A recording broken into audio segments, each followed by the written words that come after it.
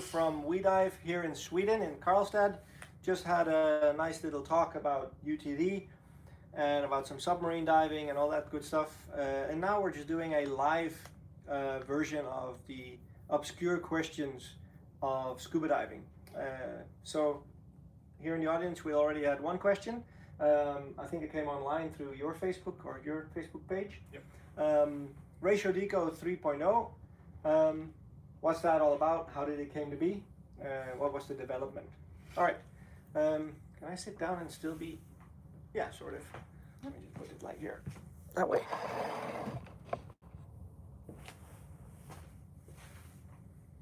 I guess it works. So ratio deco is, as the name implies, it's decompression planning based on that ratio. It was developed in the early days of DIR diving, where the dives that they were doing were very difficult to plan, because a cave is a cave. It follows Mother Nature. So you'd have no idea how the profile of dive would look before you actually do the dive. So they needed a strategy for that. They can't just use you can use a dive computer back in those days, of course, but first of all, Trimix computers were very limited, so everything had to be done on pre-planned software, which is cumbersome. Data beforehand. Now, we don't know the data. You don't know if the dive is going up, down, deep, shallow, long. You have no idea. So they came up with some strategies to be able to deduce their deco on the fly. That's how it was born, basically. From that, it got refined and basically found that, okay, if we do these and these and these deco schedules, we can get out of the water clean. But it basically meant that they were doing maximum deco dives all the time. Not because they needed to decompress that long, but just to be on the safe side. Because people have to remember, no matter what dive computer you buy today in 2026, it's all based on decompression theory. It's not decompression facts, right? This is something you have to be aware of. So back in those days, the theory was even less tested than it is now. Now it's a little bit more tested. So from that, ratio deco started to emerge. They could see certain similarities between the profiles they were doing, and then after the fact, the planning they would do. It's like, okay, hey, this makes sense, we do it now. Next time we have this profile, we can cut it a bit shorter. And a lot of the lessons were learned during those initial days. Now, when we took ratio deco into more modern days, in 2008, when UTD opened the doors, ratio deco had developed so it was applicable and teachable to the masses. So an open water diver under our flag gets taught ratio deco to the limit of a 60-foot, 18-meter dive. And then the principles stay the same. We'll just add depth and add more ratios as you progress. Now, in 2014, the University of Bologna started a research on decompression theory and to look at different algorithms out there and different profiles. The profile that we get out of using ratio deco had certain characteristics, mainly in the deeper portions of the ascent, making the switch to nitrox 50 out of relatively deep decompression dives. And what we apply there is called an S-curve. I don't know if you guys are decompression divers. If you are, you've heard that there's two different ways of decompressing. You can use a gradient, meaning you can change the pressure that is of the dissolved gas in your body and the surrounding pressure that you dive in. And this is what you do on every dive, because in reality, there's no such thing as a no decompression dive. Every dive you decompress out of, otherwise you can just shoot to the surface like they do in the Jacques Cousteau movies, right? You can't. So finding a way to be able to get the most out of your decompression, you can also use a system called oxygen window.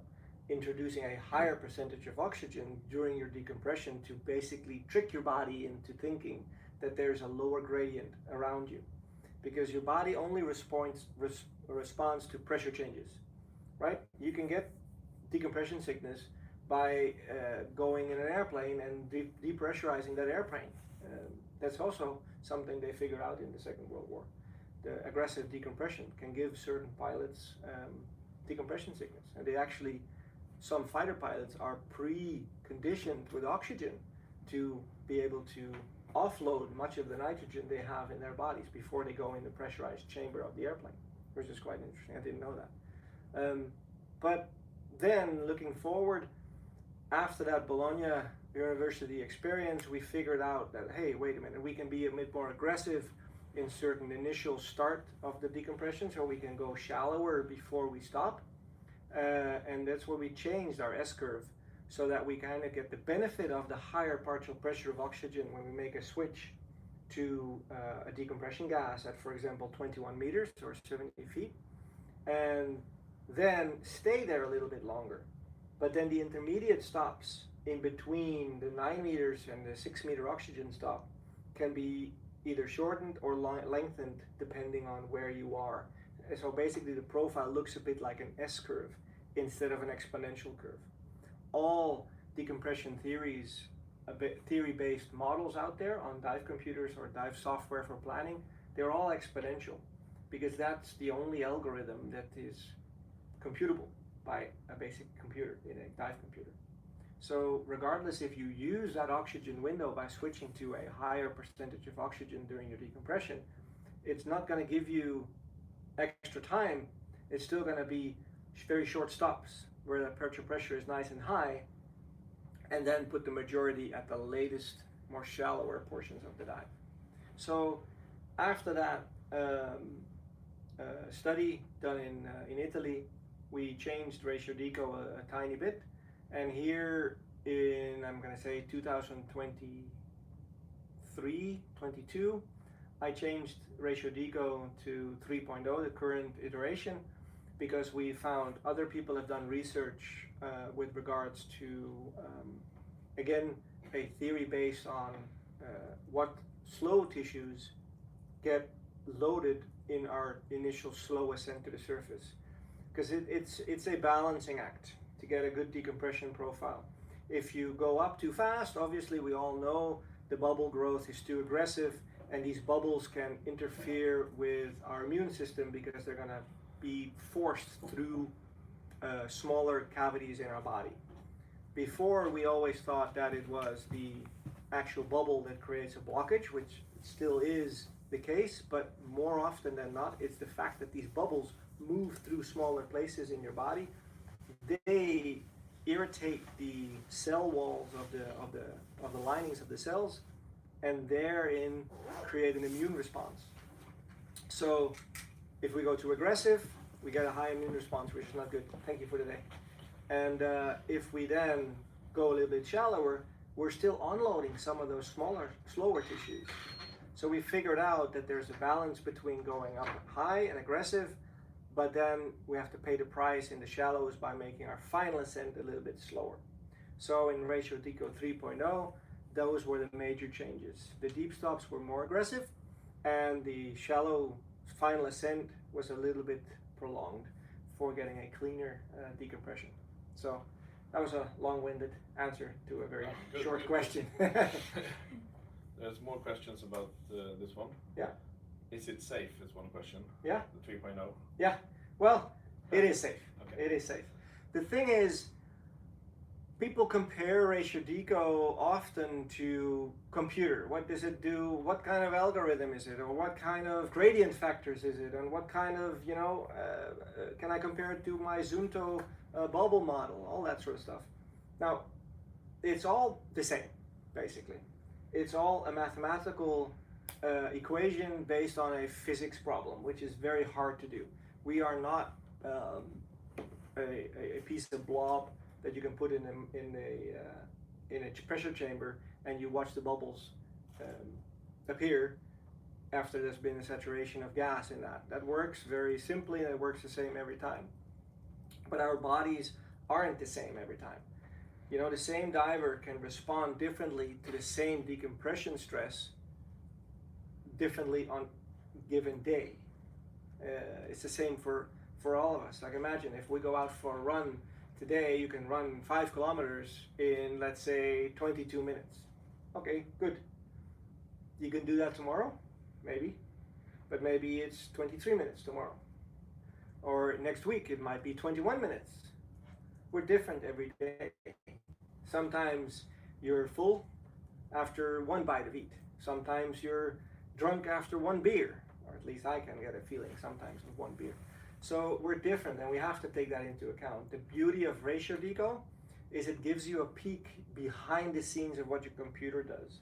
Because if you're going to compare the profile that comes out of your ratio deco plan profile, and you compare it to a Shearwater or a Garmin with gradient factors to a certain setting, or a VPM model out of a Sunto computer, they're within minutes the same. So the issue is not that with ratio deco it's a different algorithm, it's the same. It's basically the same. So is it safe? Yes, because if it, I was going to say it's just as safe or just as unsafe as any other computer-based program that is out there. The beauty of it is, though, it gives you an insight into the future. Underwater, you're able to deduce what your decompression obligation is before it happens, with more detail, and that's more important. It becomes more important the more advanced you become as a diver, because an open water diver or advanced open water diver with a single gas can use the usually time to surface effectively, right? Because it's basically the same. It's just an ascent and a small little sea stop, and then we'll go to the surface. But as soon as you start introducing multiple gases as decompression diver for technical diving, that time to surface number is now less useful because it doesn't tell you where that time is distributed. So it's very hard for you to judge where am I going to use what gas during what level of my decompression. So it's hard for you to make choices underwater. Can I stay longer? I don't know. I have so much gas in my cylinders for decompression, but I don't know how much my decompression is distributed. 2 decompression cylinders. Yeah. How much am I going to use from what? I don't know if I just look at the TSS or the TTS number. Ratio deco gives you the tools to discern that underwater, which is very useful. So yeah, I think it's safe. It's kept me safe for many years. So Good. More questions? I have more questions.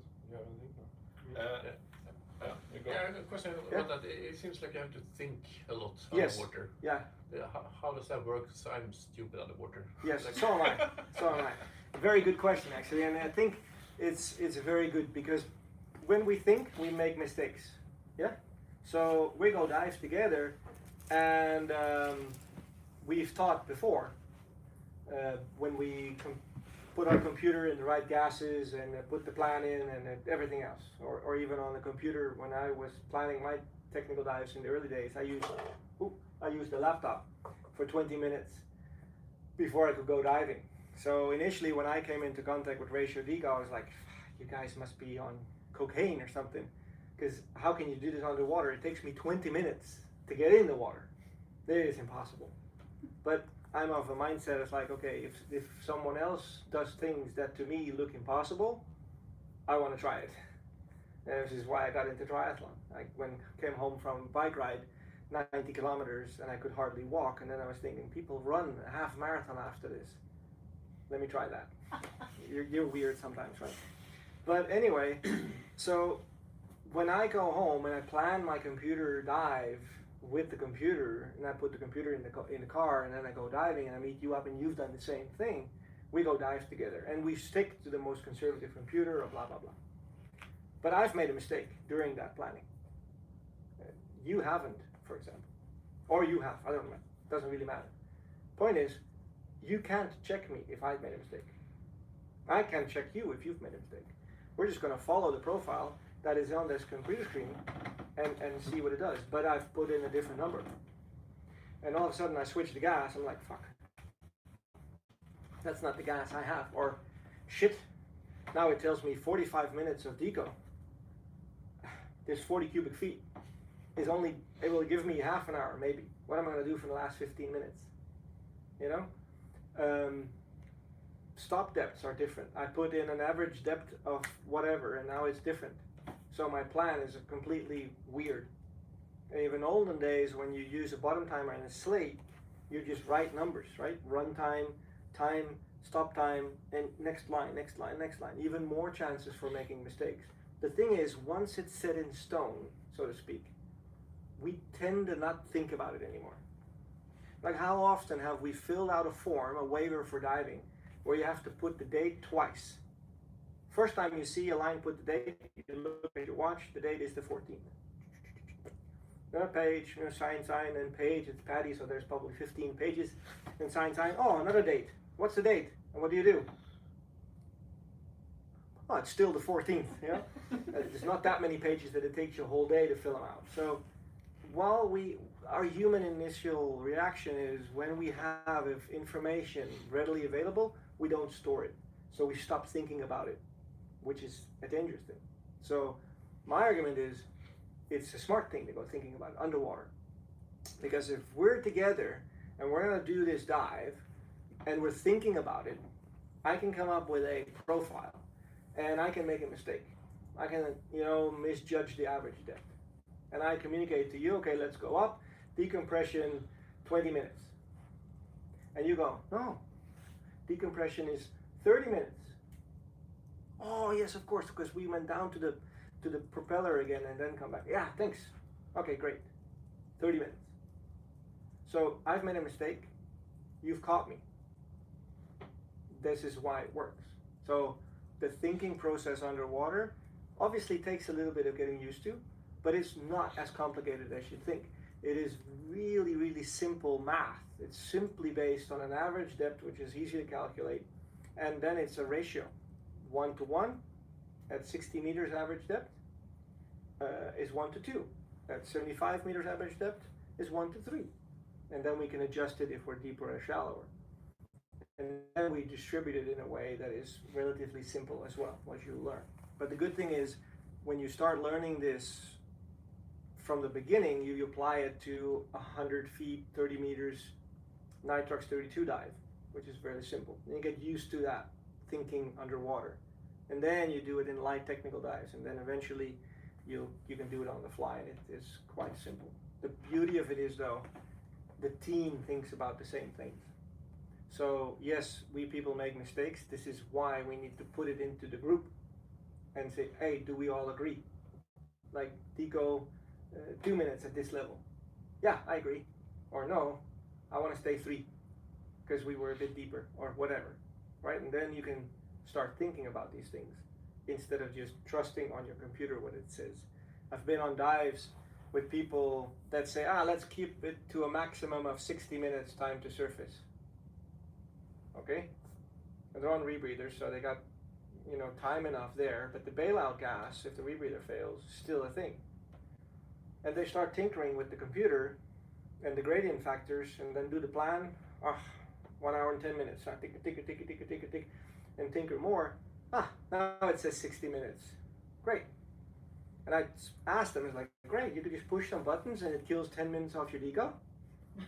Well, yeah, with the gradient factors. And yeah, I don't really understand those gradient factors, but if you didn't put more buttons, can you just take half an hour more off? Or what? No, it doesn't work that way. Oh, really? It doesn't work that way. I wondered, So, yeah, again, ratio deco is just a tool to get yourself behind the scenes of what the computer is doing. And while you're using it, you'll see, because on my rebreather, I do the math in my mind with the team, and we're within 3 to 5 minutes of what the computer is showing me. And on the rebreather, I cannot turn it off. It's what it is, right? So yeah, it does involve a bit of thinking, but that actually means that you keep yourself sharp, and it keeps the team involved. So yeah, perfect. Did you have any more? There's a few. I have one that is a little bit off topic. Yeah. It's from a non-diver watching. Huh? Wondering about your hip movements. if Yeah. that is normal for dive instructors. For apparently we at WeDive do the same movements. Hip movements. Yeah, I don't know if you can explain more about. Okay. During your presentation, you did something like this. Okay. It's kind of what we do when we explain things. We move the body. Apparently. I guess yeah, it's a diver thing. It's like we're like behind the scenes. We're all Latin dancers. We just never tell anybody. Please don't tell anyone. Someone wondering if you were nervous the first time you dived the 3.0. No, because someone asked if we were nervous to dive the first difference in 3.0. No, not really, because the changes were very subtle. Basically meant we could go shallower a little bit more aggressively. Kind of felt good because we were kind of doing that based on how we felt. And yeah, so no, I mean the changes weren't dramatic. It wasn't like we're gonna go from having to be needed 15-minute stop to 3-minute stop or something crazy like that. It's all very, very gradual. And in the development of 3.0, I put it into a computer algorithms where I think I did 8,000 simulated dives in different settings. So comparing it to gradient factors 40-80, 30-70, 90-90, VPMB, VPMB plus, VPMB V2 plus, all these different algorithms that are out there. And we found that it was within minutes of each other where we would like to be. Because some of the other algorithms were either way too aggressive, which is fine for a certain demographic population, but others were way too conservative. That means, okay, is there such a thing as way too conservative? Well, I think so, because if you put it in someone's mind that you have to do this decompression for 30 minutes, where 20 minutes is enough. Per definition, you're putting people 10 more minutes under the water, which is a dangerous place to be. So if they're compromised in a way of whatever, a dry suit failure or other failures or environmental situation changes, it's important to let them know the truth about what can you do and what can you not do. So you make a sound decision. Sometimes it's better to be more aggressive. For example, when you're flooding your dry suit, to get decompression done more aggressively underwater and get into the warmth and then decompress more than getting yourself so cold that your circulation is completely cut off and you don't decompress anyway. So it's that balancing. Yeah. So no nerves there. It was a very subtle change with ratio deco. Someone is also wondering, have there been any research regarding fat tissue, if it's less prone to hold onto gases with the 3.0, or I guess it's compared to the older versions though? Yeah, no, not specifically that. I think when all the research was done also by Bologna and afterwards by the decompression theory research that has been done outside of our scope also, they look at a general overview of a demographic. Initially though, most of the software and most of the theory is from the US military and the earlier days from the British military. And you gotta think those are, young boys in their prime, which is definitely not the general diving public if you look around on dive sites. True story. They're old boys in their prime, right? Like us. Yeah. Let's see if there's any questions on our end here. If I can see that. Can I see that?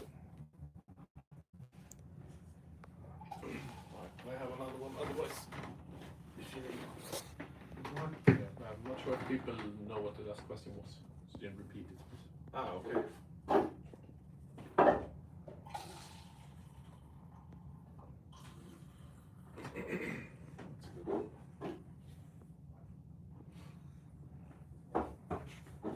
Oh, sorry.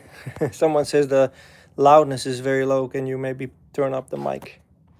I don't think I can here. But I can probably edit the video later and add some audio. Yeah, we just got a comment. Maybe you can let them know what the last answer was. You didn't repeat the question. With regards to the fat? Yes. Yes. The question was if there's been research done after we changed to 3.0 with regards to fatty tissue, however that is involved. I don't know, maybe someone did, but we didn't. And as a general consensus, fatty tissue is slow to perfuse, but extremely slow to get rid of the gas. So hence the fact that when we age, we keep more fatty tissue on our body, and it's a good idea to get rid of it when we push the diving or take it into consideration when we go diving. Yeah. Also, non-racial ego questions is also welcome. Usually we get a lot We more. got one. Yeah. It's about you. How can one become like you? I also want to dive expeditions and explore. Yes. Do you need to have a name like you do, or is it No. based on connections? It's not even that, I would say. I mean, if you go, this is the advice I give to any younger diver or any diver that aspires to become me, whatever, a diver, whatever that means. You can, pay attention in school is what I would say. So you can actually just go enjoy diving and pay for it, not having to travel the world as an instructor and scrap by. But no, all jokes aside, I think look at the diving that you want to do. Look at the people that do the dives that you want to do, and go be with those people as much as you can.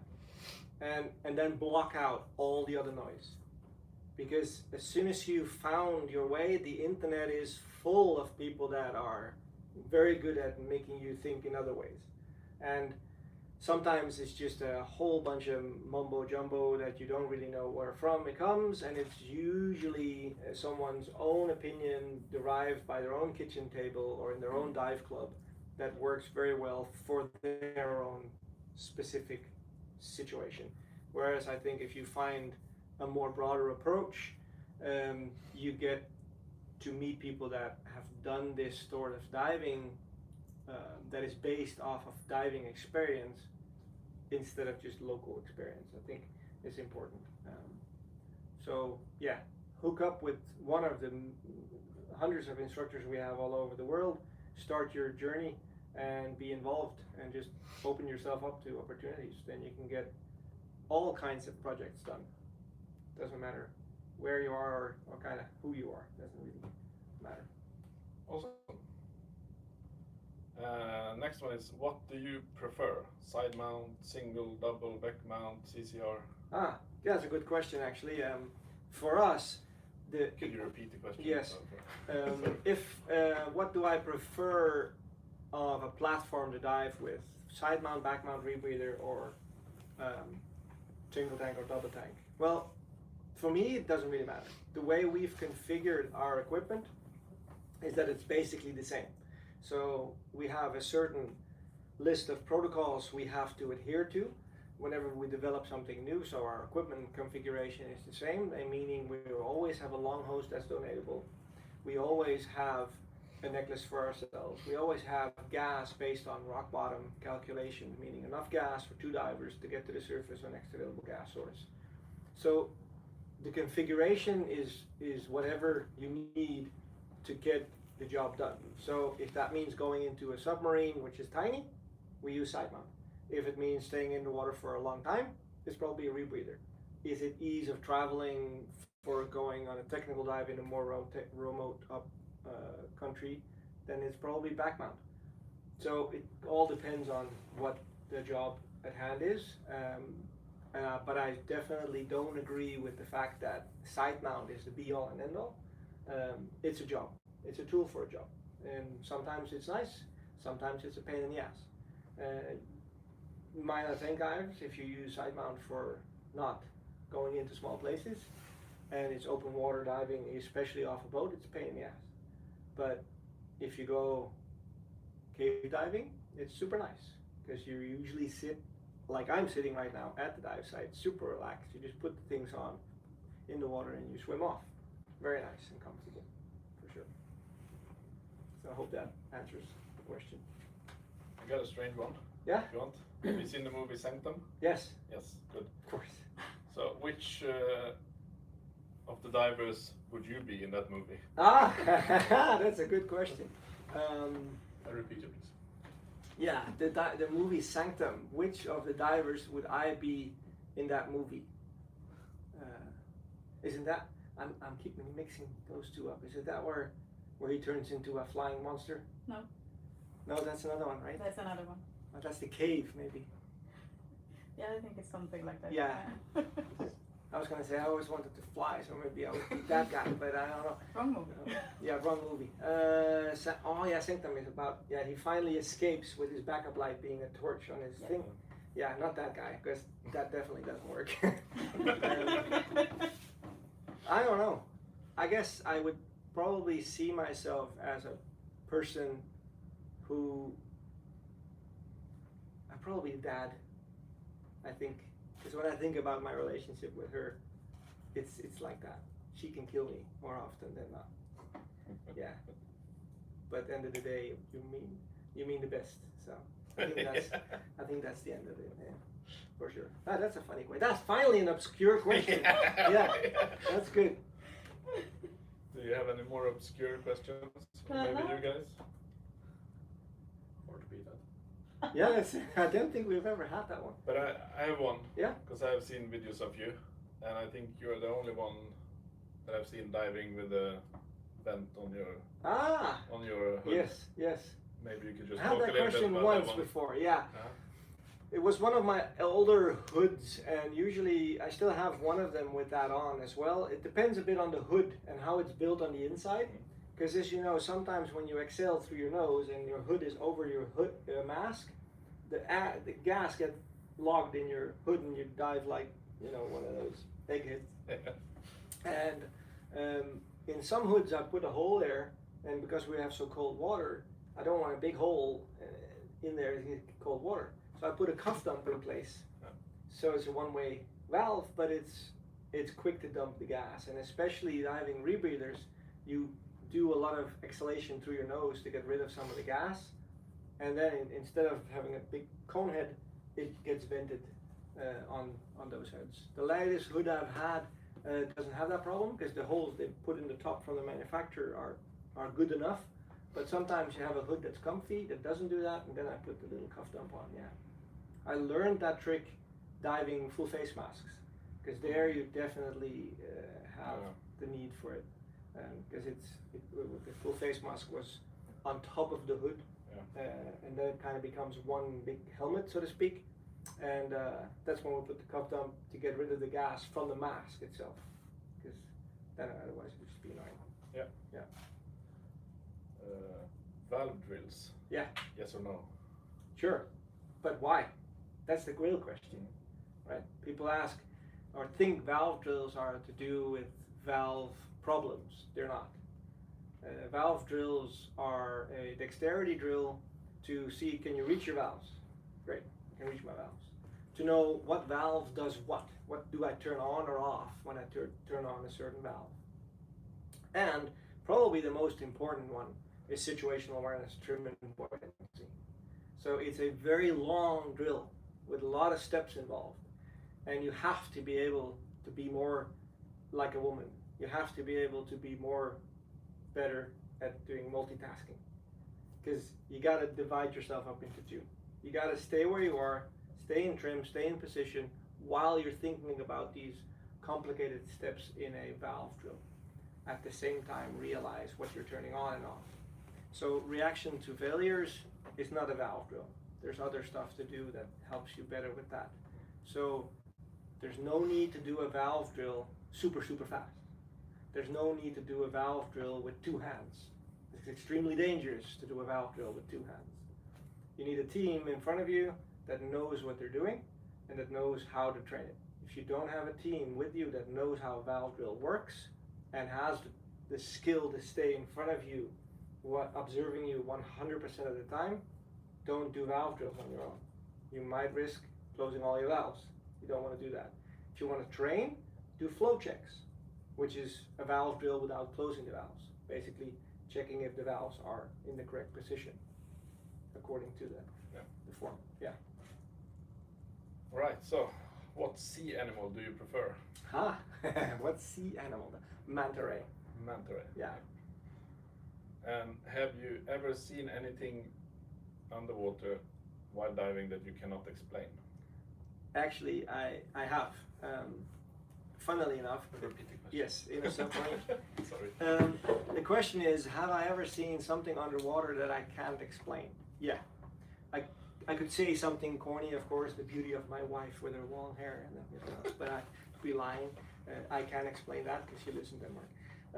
No, so on a submarine dive in the North Sea in Holland, I was diving by myself, which you shouldn't do, and probably the reason why I saw the things I couldn't explain, but whatever.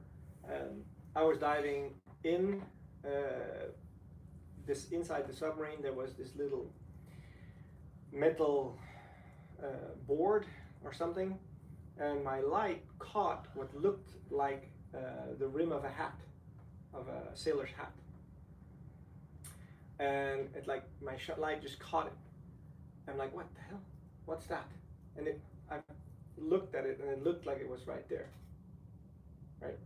But then when I swam over, I was like, okay, what's looking? And I'm looking inside the dirt was the plastic or leather, whatever it was, of the brim of that hat, not the white band, but the rim, the leather thing that's like stuck.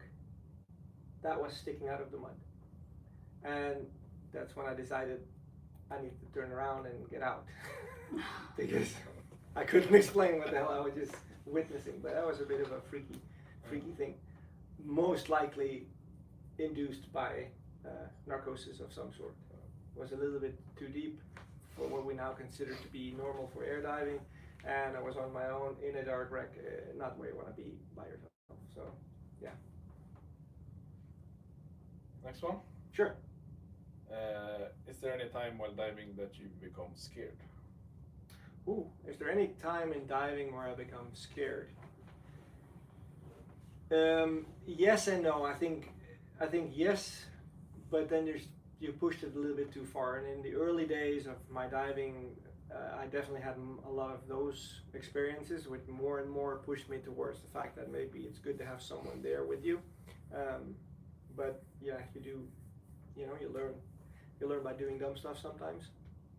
So yeah, there's definitely been some cases, but yeah, it's been too long maybe to go into why. But one short example is swimming down to hook up an anchor to the shipwreck by myself, and the boat wasn't even attached to the line. I just had to go down and secure the line to the anchor. My fin strap broke. My fin halfway fell off my foot. So while I was dragging myself down, I had to like reach back and put my fin off, and had the fin underneath my arm, and dragging myself down the anchor line, finding myself on the bottom of the sand, nowhere near the wreck, knowing I was deep, knowing I had one fin on. That kind of scared me a little bit. So yeah, when your fin breaks on the way down, go up. Yeah. That's the moral of the story. Yeah. Fair enough. Is there a dive movie you find more realistic than the others? I was gonna say, is there a dive movie you prefer than the other? Because that's easy. That's The Abyss. Except it's not really realistic. But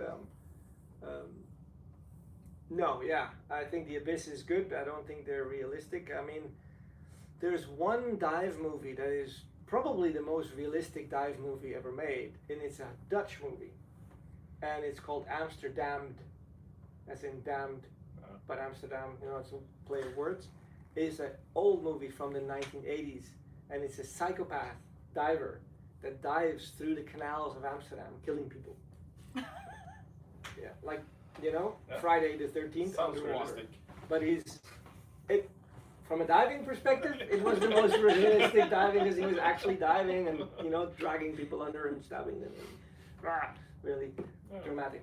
And I think they're actually making a sequel. Of course. Of course. They're like, still waiting on Snakes on the Plane Part 2. Yeah. That's gonna be good. Yeah, for sure. All right, I have another one about ghosts. Okay. Is there diving ghosts? I think I read something about that on Reddit. Supposed to be a saturation diver who encountered one. Do you know anything? Well, given my hat rim story, I'm gonna say yeah. I don't know, but why not? I wouldn't put it past it. There's probably. Yeah. Diving No. ghosts. And that's the last one I have. Yeah. Okay. Great. Well, let's see if there's more here, or some we didn't cover. I don't know how to see this.